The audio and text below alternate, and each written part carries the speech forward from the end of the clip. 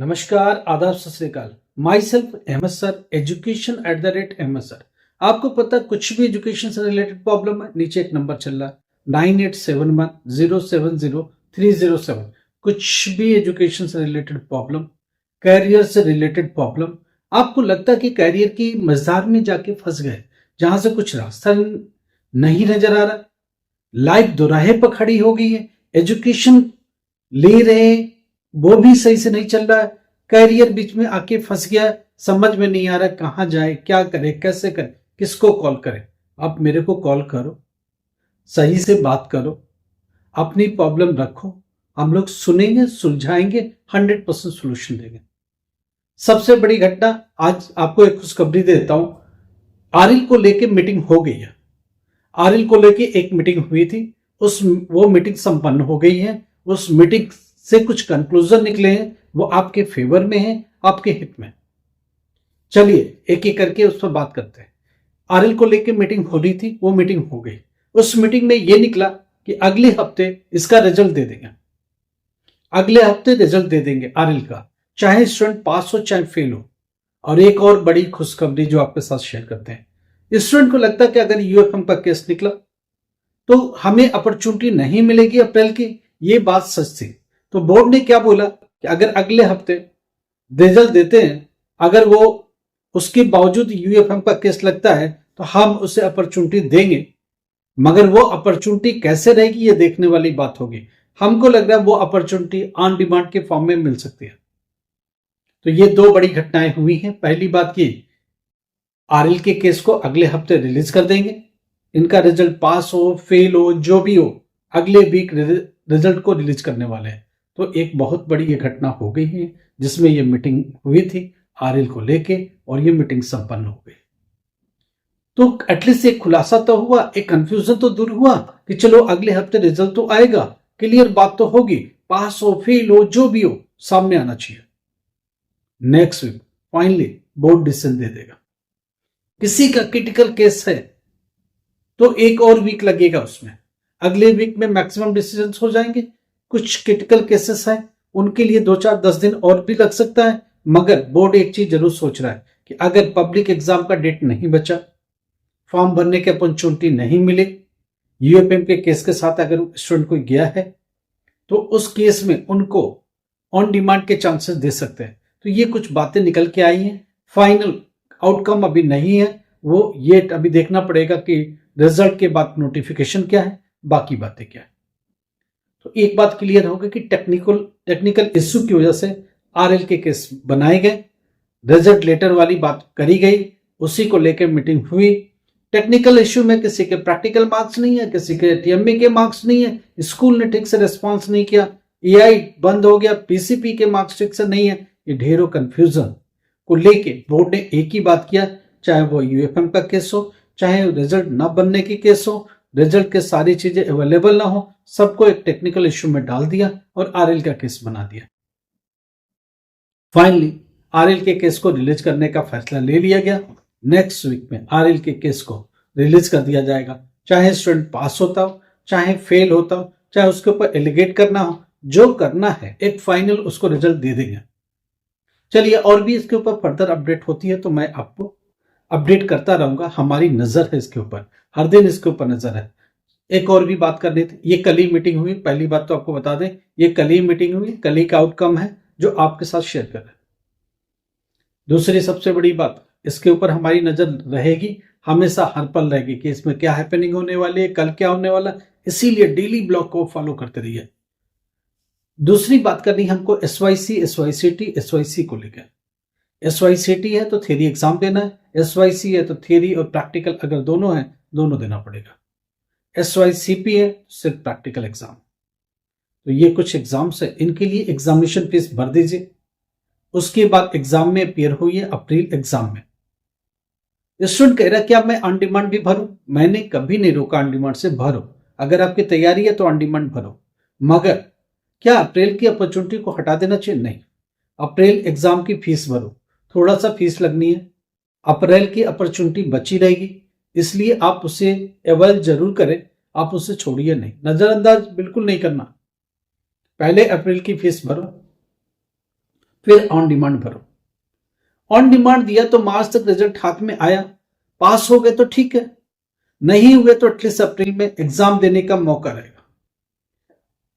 तो ये दोनों चीज समझ के चलो, मार्च और अप्रैल में ये मौका बचा रहेगा।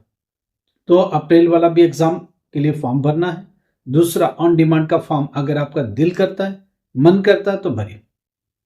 यह स्टूडेंट एक और भी बात पूछ रहा, रीइवोल्यूशन का क्या होगा, रीचेकिंग का। इसकी दोनों के बीच में देखो, रीचेकिंग में री टोटल होता है, फिर से टोटल हो जाती है। क्या टोटलिंग में कोई गलती तो नहीं है, सिर्फ उतनी बात, आप क्या लिखते हो, क्या पढ़ते हो, सही है गलत, उससे कोई लेना देना नहीं, क्योंकि इसमें सब्जेक्ट एक्सपर्ट नहीं बैठा है।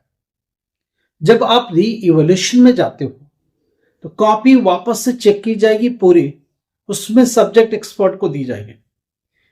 फिजिक्स का है तो फिजिक्स का एक्सपर्ट चेक करेगा, केमिस्ट्री का है तो केमिस्ट्री वाला चेक करेगा, बायो का है तो बायो वाला चेक करेगा। वो चेक करेगा टोटल क्या लिखा है, क्या आंसर होना चाहिए, जो आंसर लिखा है आपने क्या वो मार्क्स के साथ जस्टिफाई करता है, नहीं करता है तो कितना करना है, तो वो उसके लिए चेंज बनाएगा, अलग से मार्क्स लिखेगा। 2 मार्क्स पहले से, सही है मोर करेक्ट है 3 लिखेगा, और करेक्ट है तो उसके हिसाब से लिखेगा। एग्जैक्टली वो पूरा कॉपी फिर से चेक करेगा और एक नया मार्क पोस्ट करेगा। अगर आप पास हो जाते हो तो पुराना रिजल्ट बदल जाएगा, उसकी जगह पर चेंज लिख के आएगा और न्यू मार्क्स लिख के आएगा। इन केस वही मार्क्स रहते हैं, आप नया मार्क्स कुछ नहीं आता तो लिख के आ जाएगा नो चेंज। ये कब तक होता है, देखो होने को तो 1 महीने में हो जाना चाहिए, मगर ये प्रोसेस मुझे 1 से 2 महीने तक भी जाती नजर आती है। कभी किसी टाइम तो 1 महीने में रिजल्ट दे दिया, कभी कभी 2-2 महीने तक रिजल्ट नहीं दिया। इन चीज को समझ के चलो, इमीडिएट वाला कोई प्रोसेस नहीं है, आराम से चलता रहता है। इसलिए जो लोग रीचेकिंग रीइवोल्यूशन करवा रहे हैं, अगर वो अपने मार्क्स से संतुष्ट नहीं है तो प्लीज रीअपियर का भी फॉर्म भर दो। तो ये चीज आप देख के चलो, समझ के चलो। दूसरी सबसे बड़ी बात करनी है, SYCT, SYCP, SYC क्लियर हो गया, RL की भी बातें हो गई, डिजी लॉकर में बात हो रही लगातार। मैं आपको बता दूं 25 जनवरी, कल जो रिपोर्ट आई 25 जनवरी अनवर्ड सबकी ओपन हो जाएगी डिजी लॉकर में। हालांकि वो कोशिश कर रहे हैं, किसी किसी की ओपन भी हो रही है, पूरी तरह ठीक से ओपन नहीं हो पा रही है। 25 जनवरी से लेके 31 जनवरी तक सबका डिजी लॉकर में अपडेट हो जाएगा, चाहे वो 10th क्लास का स्टूडेंट हो, चाहे वो 12th क्लास का स्टूडेंट हो। Hard copy of marksheet come certificate, migration come transfer certificate, ये दोनों डॉक्यूमेंट्स प्रिंटिंग में हैं, दोनों प्रिंट हो रहे हैं। जिनका रिजल्ट आउट है, जिनका रिजल्ट करेक्ट है, उनको प्रिंटिंग में भेज दिया गया। ये प्रिंट हो रहा है, कब तक आएगा, कब तक आपको मिल पाएगा, देखो फर्स्ट वीक ऑफ फरवरी में प्रिंट होके आ जाएगा।